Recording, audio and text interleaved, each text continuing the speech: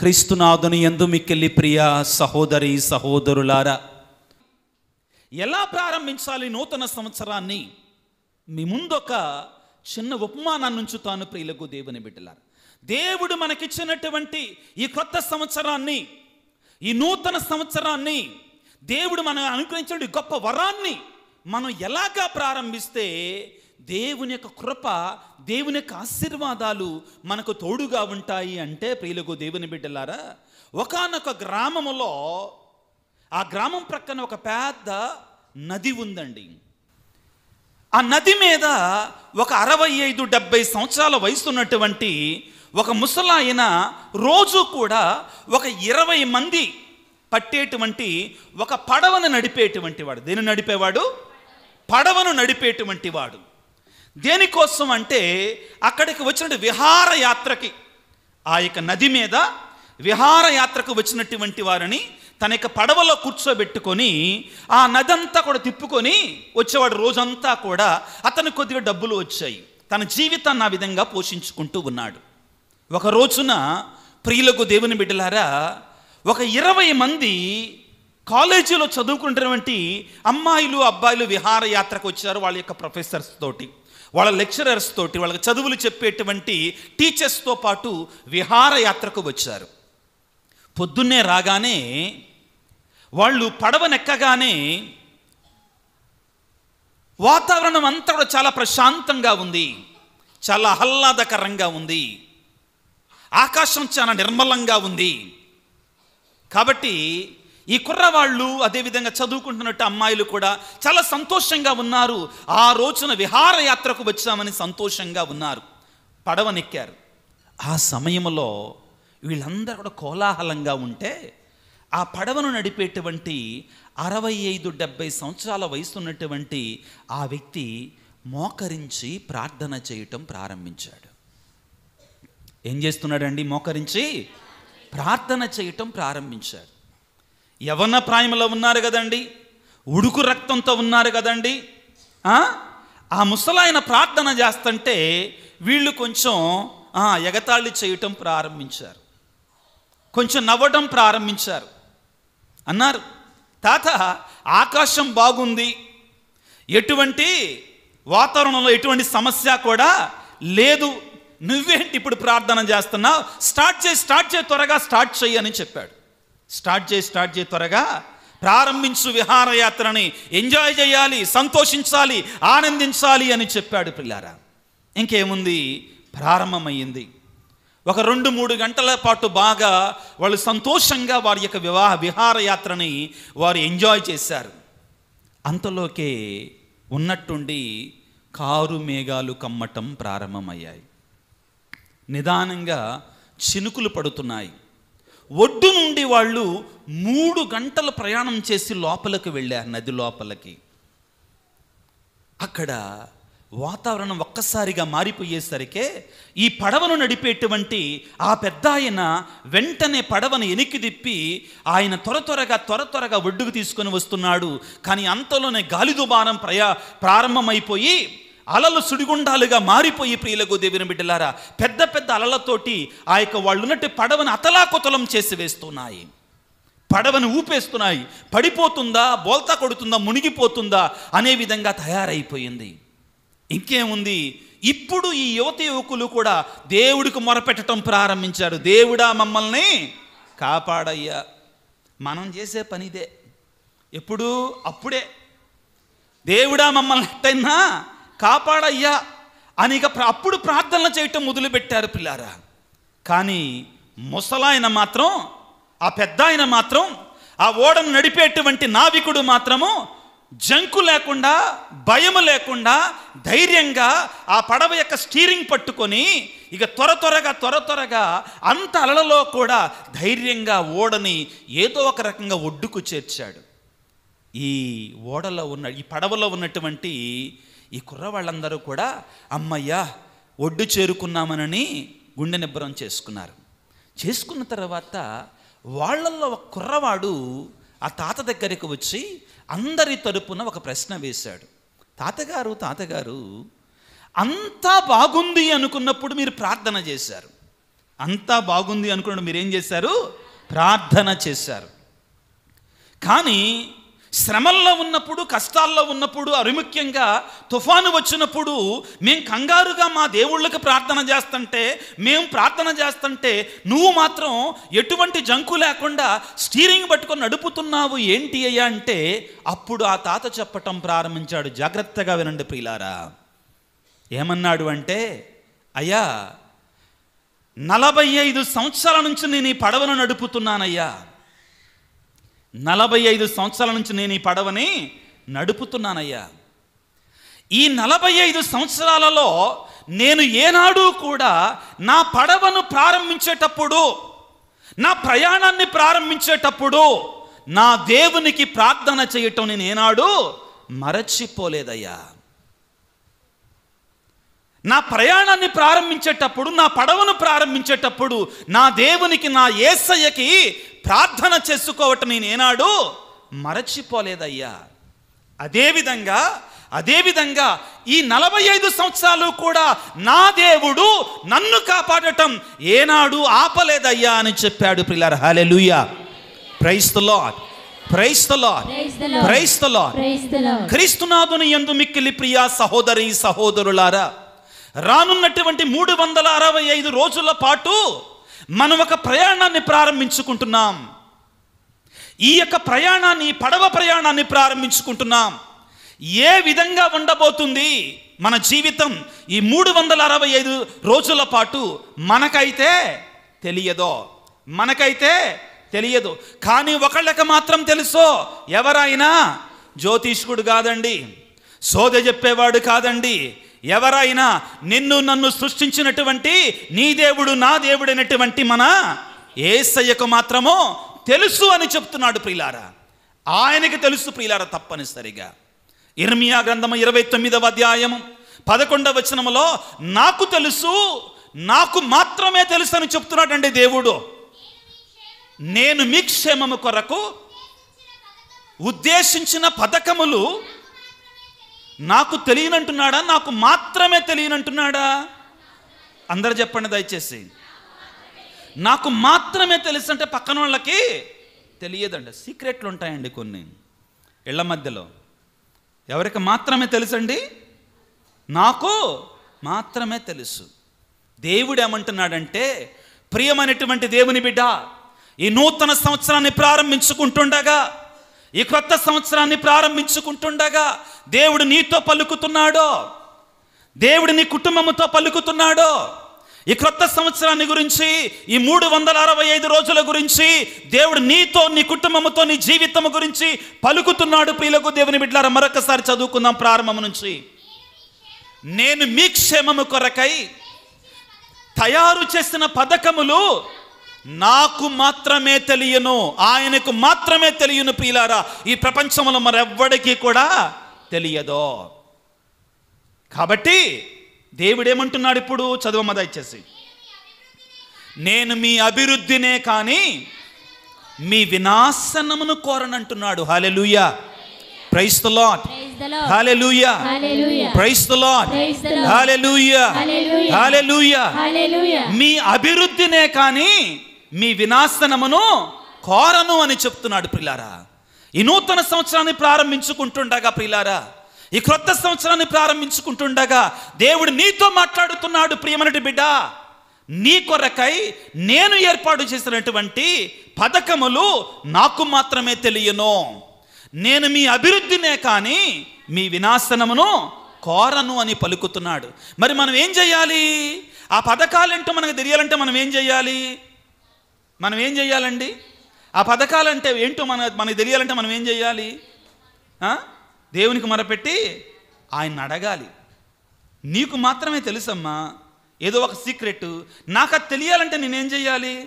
నేను నిన్ను అడగాలి. అంతే కదా. అడగటం అంటే ఏంటి? దేవుని దగ్గరికి వెళ్ళి అడగటం ఏంటి? ప్రార్థన. దేవుని దగ్గరికి వెళ్ళి అడగటం అంటే ఏంటి? ప్రార్థన. అదే చేస్తున్నాడు ఆ పెద్ద ఆయన. ప్రియులారా, ప్రభునందు ప్రియులకు దేవుని బిడ్డలారా, ఈ నూతన సంవత్సరాన్ని ప్రారంభించుకుంటుండగా ఈ నూతన సంవత్సరం అంతా కూడా మీకు ఆశీర్వాదకరముగా ఉండాలి అంటే, దీవెనకరముగా ఉండాలి అంటే, దేవుని యొక్క కృప వెంబడి కృప మనకు తోడుగా ఉండాలి అంటే, ఈ రోజున నేను మీ ముందు త్వరగా 7 సూత్రాలు ఉంచాలనుకుంటున్నానండి. ఎన్ని సూత్రాలు నేర్చుకుంటారా? దేనికి? మనకి ఆశీర్వాదకరంగా ఉండటానికి. దేనికండి? మనకి ఆశీర్వాదకరముగా ఉండడానికి. ఆ తర్వాత చదవ, ముందుకు నడువమ్మ. అప్పుడు మీరు నాకు మొరపెట్టి ప్రార్థన చేయుదురు, నేను మీ మనవిని ఆలకింతును. మీరు పూర్ణ హృదయముతో నన్ను వెదకుదురు, నేను మీకు దొరుకుదును. ప్రియులారా, ఇక్కడ దయచేసి గమనించండి. దేవుడు ఏమంటున్నాడంటే, మీ కొరకు నేను ఉద్దేశించినటువంటి పథకములు నాకు మాత్రమే తెలియను, మీ క్షేమము కొరకే కానీ మీ వినాశనము కొరకు కాదు అని పలికి ఒక కండిషన్ చెప్తున్నాడండి. ఒక కండిషన్ చెప్తున్నాడు. ఏమిటి? మీరు నాకు మొరపెట్టి ప్రార్థన చెయ్యాలి. హల్లెలూయా, ప్రైజ్ ది లార్డ్, హల్లెలూయా, హల్లెలూయా. ఈరోజు మనందరం వాగ్దానాలు తీసుకుంటాం కదా. ఏం తీసుకుంటాం? ఫాదర్ గారు తెచ్చారా? ఏమున్నా లేకపోయినా కానీ కొత్త సంవత్సరంలో ఏముండాలి? మనకి వాగ్దానాలు ఉండాల్సిందే. ప్రియులారా, మీకు అందరికీ చెప్తున్నా, మంచిది తీసుకోవటం, నూతన సంవత్సరంలో వాగ్దానం తీసుకోవడం చాలా మంచిది. అదేవిధంగా దేవుడు మనకి ఒక వాగ్దానం కాదండి, ఈ బైబిలు నిండా వాగ్దానాలే. ఈ బైబిల్ నిండా వాగ్దానాలే. దేవుడు మీకు ఈరోజు ఏమిస్తున్నాడో దాన్ని తీసుకోండి, మంచిదే. అయితే ప్రియులారా, దాన్ని అర్థవంతంగా ఫలభరితంగా ఆ వాగ్దానాన్ని మనం స్వీకరించాలి. ఒకడంట, బాధపడకండి, ఈ విషయం చెప్తున్నా, విచారణ గురువు 100 సార్లు చెప్పిన గుడికి రండిరా బాబు, గుడికి రండిరా బాబు, కొత్త సంవత్సరం దేవుడి సన్నిధిలో ప్రారంభించుకుందాం అని ఎన్నిసార్లు చెప్పినా కానీ నూతన సంవత్సరం దేవుడి సన్నిధికి వెళ్ళాల. ఇంటి దగ్గర ఎక్కడికి వెళ్ళాడు? సాయంత్రం 6 గంటలకి 31 ప్రసాద్ దగ్గరికి వెళ్ళారు. ప్రసాద్ అంటే ఎవడు? ప్రభుత్వ సారాయి దుకాణం ప్రసాదు. ఎక్కడికి వెళ్ళాడంటండి? ప్రసాద్ దగ్గరికి వెళ్ళేసి గురకబెట్టి నిద్రపోయాడు. దేవుడి సన్నిధి లేదు, పాడు లేదు, ప్రసాద్ సన్నిధికి వెళ్ళాడు అనమాట. వెళ్ళిన తర్వాత ఇక తెల్లారి అందరూ వాగ్దానాలు ఇచ్చాడు మాకు దేవుడి గుళ్ళో, దేవుడు మాకు వాగ్దానాలు ఇచ్చాడంటే గుడికే వెళ్ళాలా ఏంటి? ఇంట్లో తీసుకోలేమా ఏంటి వాగ్దానం? ఇంట్లో తీసుకోలేమా ఏంటి? బైబిల్ అందరికి ఇచ్చాడు కదా అని బైబిల్ తెరిచి కళ్ళు మూసుకొని చేతి పెట్టాడంట. దేవుడా, నువ్వు నాకు ఏ వాగ్దానం అయితే ఇస్తావో నాకు తెలియజేయి దేవుడా అనగానే అతనికి, ప్రియులారా, ఆదికాండము 2వ అధ్యాయం 17వ వచనం కనబడిందండి. చదవాల్సిన అవసరం లేదమ్మా, మీరు చదువుకోండి. ఆదికాండం 2వ అధ్యాయం 17వ వచనం కనబడిందండి. నువ్వు చస్తావు అని ఉందండి అక్కడ. ఏమని దొరికిందండి అతనికి? నువ్వు చస్తావు అని దొరికిందండి. అమ్మో, ఇదేంటి ఇది వచ్చింది, ఇలా కుదరదని తూచు అని చెప్పేసి వెంటనే మళ్ళీ బైబిల్ తెరిచి మళ్ళొక కొన్ని పేజీలు తిరగేసి మళ్ళీ అట్టి ఏలు పెట్టి కళ్ళు మూసుకొని మళ్ళీ చూసేసరికి 1 సామువేలు 22వ అధ్యాయము 16వ వచనం కనపడిందట అందరికి. నువ్వు నిక్కముగా చస్తావు అని ఉందండి అందులో. నువ్వు నిక్కముగా చస్తావు అనంది. అమ్మో, అదేంటి ఇలా వస్తుంది నాకు అనుకొని భయపడిపోయి ముచ్చటగా 3వసారి తూచి ఫస్ట్ 2 సార్లు ఏంటి తూచి అనమాట, అంటే ఉత్తుత్తిదే. 3వసారి మనం కూడా చేస్తామండి ఎట్లాంటి పనులు చేయరా? అందుకని తలూపుతున్నాం అందరూ. ఇక 3వసారి ముచ్చటగా ప్రియులకు దేవుని బిడ్డలారా తీసేసరికి మత్తయి శుభవార్త 3వ అధ్యాయం 12వ వచనం, అది అట్లే జరుగునుగాక, అది అట్లే ఎట్లు జరుగునుగాక, నువ్వు చస్తావు. ప్రియులారా, దేవుని సన్నిధికి వెళ్ళకుండా, విశ్వాసం లేకుండా, అర్థమైందా, దాని పరమార్థాన్ని తెలుసుకోకుండా దేవుని దీవెనలు మనం పొందాలంటే దాని వలన ప్రయోజనం లేదు ప్రియులారా. ఇతనిలాగా తయారవుతాం మనం కూడా. ప్రియులారా, దేవుని యొక్క ఆశీర్వాదాలు, దేవుని యొక్క దీవెనలు, దేవుని యొక్క కృప మన మీద, మన కుటుంబం మీద ఉండాలి అంటే ఆ ముసలాయన ఆ యొక్క పెద్ద ఆయన, ఆ పడవ నడిపేటువంటి ఆయన చేసిన పనిని మనందరం కూడా చెయ్యాలి. ఏమిటి అది అంటే, ప్రతి పనిలో కూడా దేవునికి మొదటి స్థానాన్ని ఇవ్వాలి. Hallelujah, praise the Lord, praise the Lord, praise the Lord. అన్నిటికంటే మొట్టమొదటి మనం చేయాల్సింది ఏమిటి అంటే ప్రియులారా, ప్రతి పనిలో కూడా దేవునికి ప్రథమ స్థానాన్ని ఇవ్వాలి. ఈనాడు ప్రియులకు దేవుని బిడ్డలారా, నిద్రను మానుకొని, సుఖాన్ని మానుకొని ఎవరైతే దేవుని సన్నిధికి వచ్చారో మీరు ధన్యులు, మీరు ధన్యులు ప్రియులారా. నేను చెప్పట్లేదండి, దేవుని యొక్క వాక్యం స్పష్టంగా తెలియజేస్తుందండి. కీర్తనల గ్రంథాన్ని తీసుకుంటే ఎవరైతే దేవుని సన్నిధికి వస్తారో, దేవుని సన్నిధిలో ఉంటారో, దేవునికి ఆరాధనలు సలుపుతారో అటువంటి వారు ధన్యులు అనని దేవుని యొక్క వాక్యం మనకి సెలవిస్తుంది. ప్రియులకు దేవుని బిడ్డలారా, 84వ కీర్తన 4వ వచనాన్ని చదువుకుందాం. నీ మందిరమునకు వచ్చి వసించుచు ఎల్లవేళలన్నీ స్తుతించువారు ధన్యులు. ప్రియులకు దేవుని బిడ్డలారా, ఈ నూతన సంవత్సరములో, ఈ క్రొత్త సంవత్సరములో దేవునికి మొట్టమొదటి స్థానాన్ని ఇచ్చి, ఈ మొట్టమొదటి దినము రోజున, ఈ మొట్టమొదటి గడియలలో మనం దేవుని సన్నిధిలో ఉండటం అనేటువంటిది మనకు ఆశీర్వాదకరం, దీవెనకరం. ప్రియులకు దేవుని బిడ్డలారా, ఈ రోజున మనందరం ప్రశ్నించుకోవాలి. ఏమిటి అంటే, నా జీవితంలో నేను దేవునికి మొదటి స్థానాన్ని ఇస్తున్నానా? చాలామంది అంటారండి, ఏమిటంటే, స్వామి పోయిన సంవత్సరం కూడా నేను ఇలాగానే వచ్చాను, దేవుని సన్నిధిలో కూర్చున్నాను, కానీ నా జీవితంలో సుఖమేమీ లేదు అంటారండి. కానీ ప్రియులారా, ఈరోజు మాత్రమే సరిపోదండి. నీ జీవితంలో ప్రతి దినము కూడా, ప్రతిరోజు కూడా నీవు దేవునికి మొదటి స్థానాన్ని ఇవ్వగలగాలి, దేవునికి ప్రథమ స్థానాన్ని ఇవ్వగలగాలి. ప్రియులకు దేవుని బిడ్డలారా, అప్పుడు తప్పనిసరిగా దేవుడిని దీవిస్తాడు. ఇంతకుముందు మనం చదువుకున్నట్టు వాక్యములో ప్రియులారా ఏమని ఉంటుంది? ఇర్మియా గ్రంథములో 29వ అధ్యాయం 11వ వచనములో, మీరు నా సన్నిధికి రావాలి అని ఉంటుందండి, నన్ను వెతకాలి అని ఉంటుందండి, నాకు మొర పెట్టాలి అని ఉంటుందండి. మొదటిది ప్రియులారా, దేవునికి మొదటి స్థానాన్ని ఇవ్వాలి. రెండవది, దేవుని వేడుకోవాలి. ఏం చేయాలి? దేవుని వేడుకోవాలి.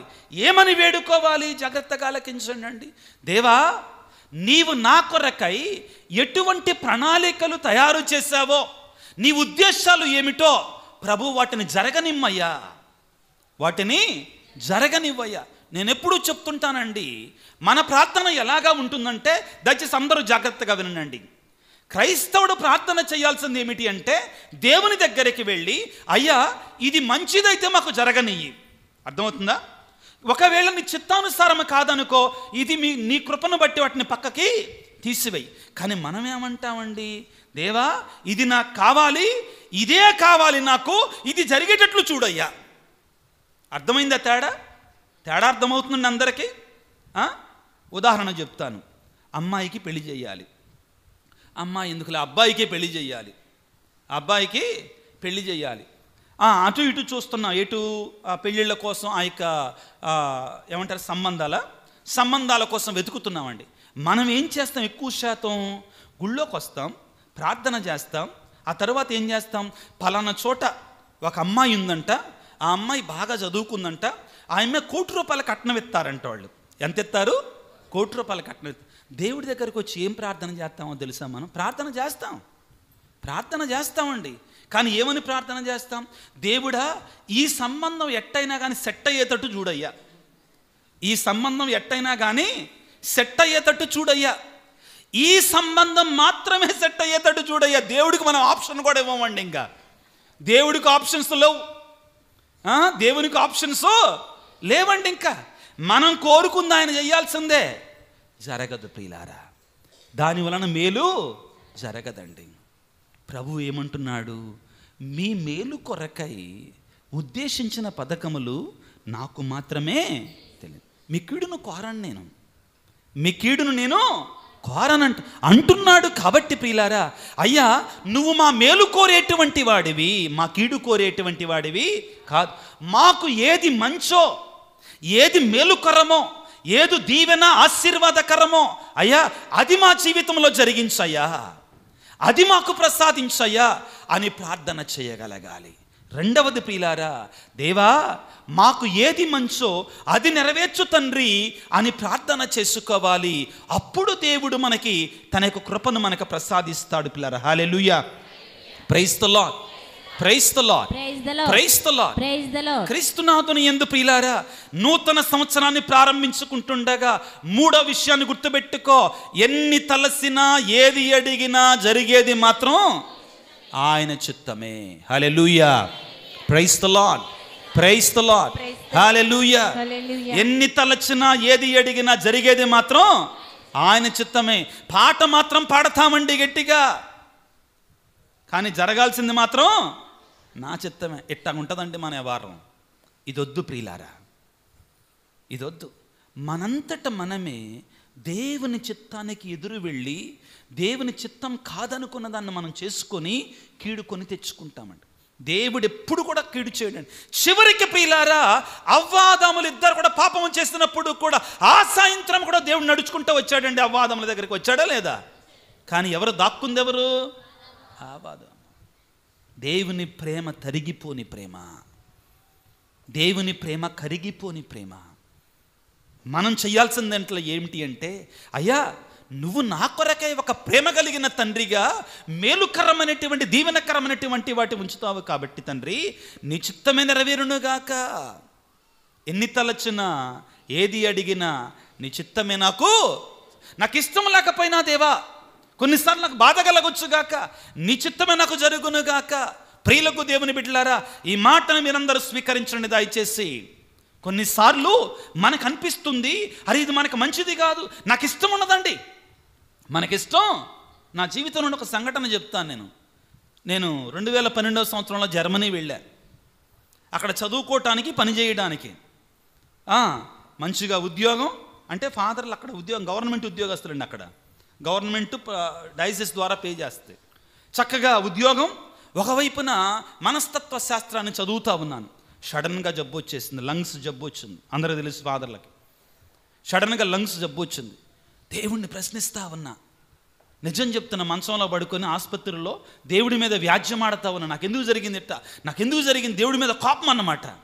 కానీ ప్రియులారా, ఈ రోజున నేను నా గుండెల మీద చెయ్యేసుకొని చెప్పగలను, నన్ను దేవుడు మరలా ఇండియాకి తీసుకుని వచ్చి, త్వరగా భారతదేశానికి తీసుకుని వచ్చి నాకు మేలే చేశాడు కానీ కీడు చెయ్యలేదు. Hallelujah, praise the Lord, praise the Lord, hallelujah, హల్లెలూయా.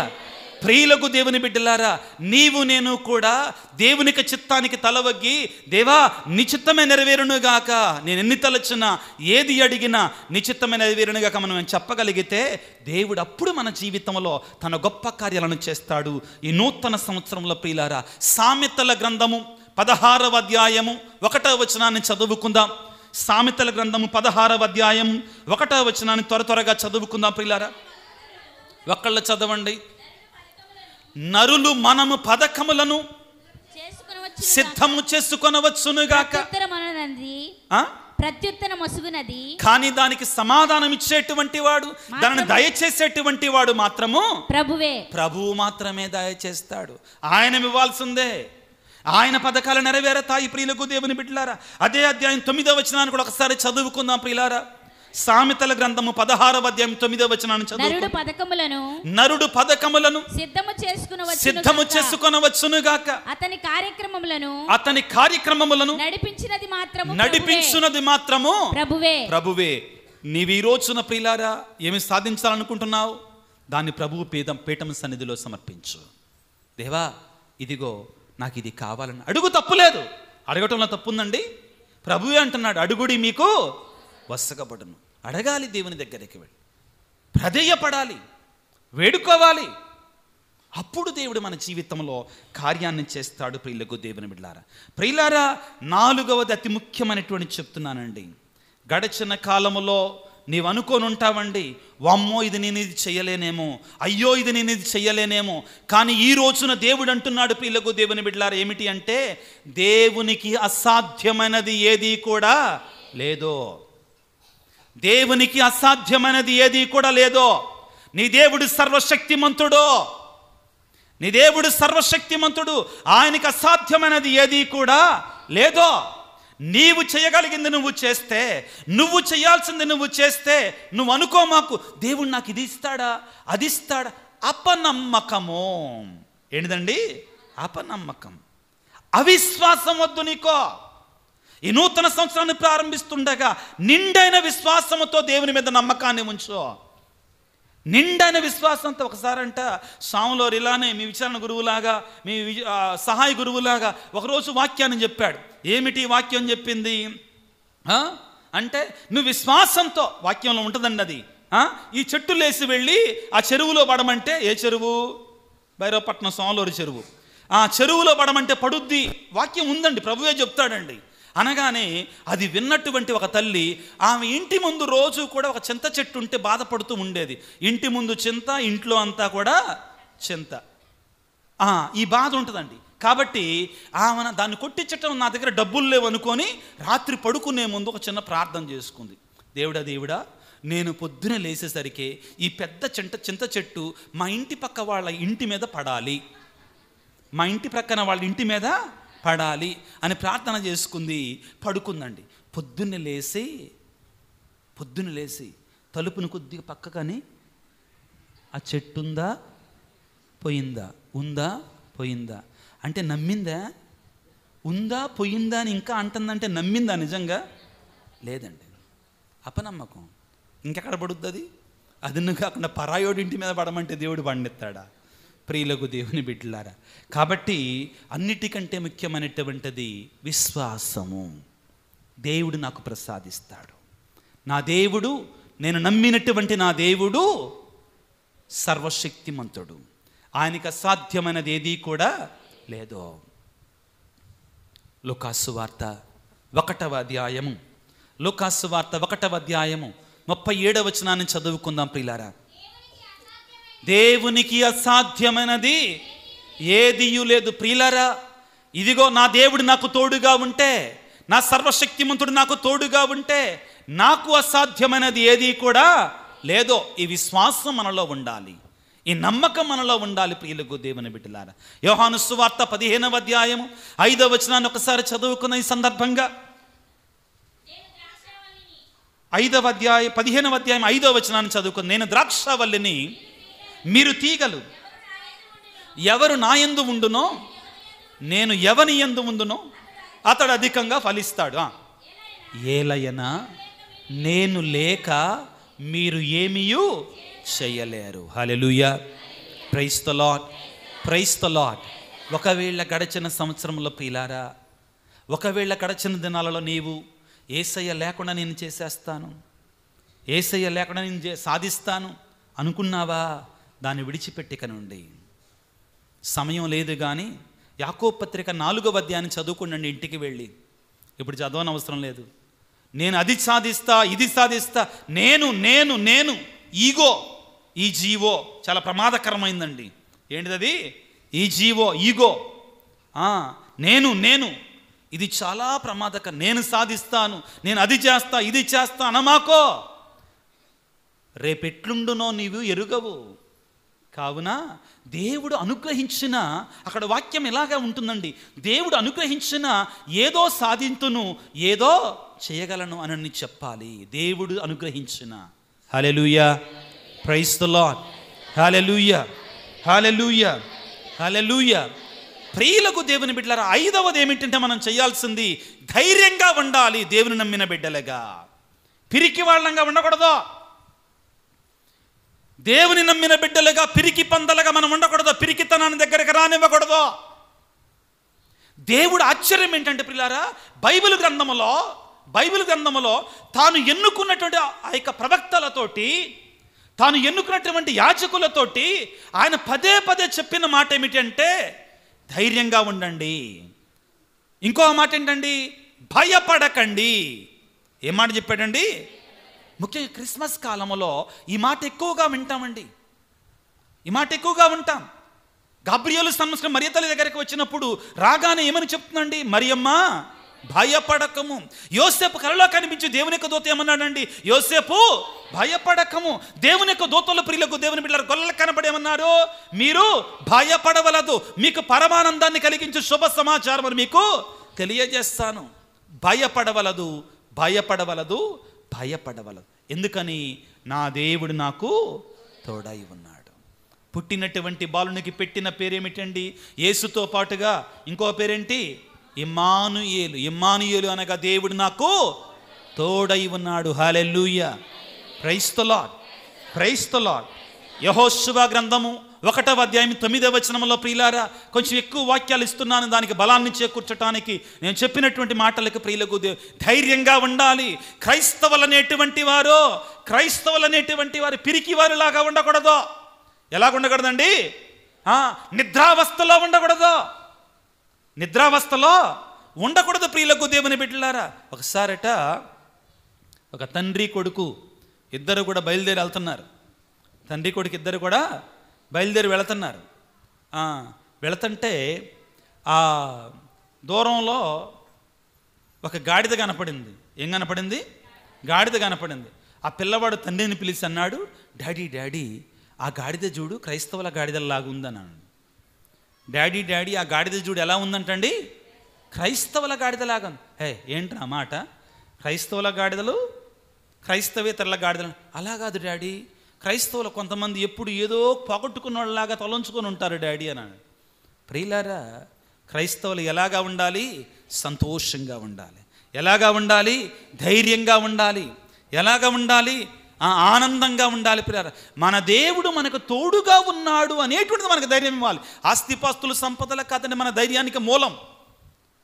యెహోషువతో దేవుడు అంటున్నాడు 1వ అధ్యాయం 9-10 వచనాల్లో, ప్రియులారా, నీవు భయపడవలదో, ధైర్యస్థైర్యములను అవలంబించుము,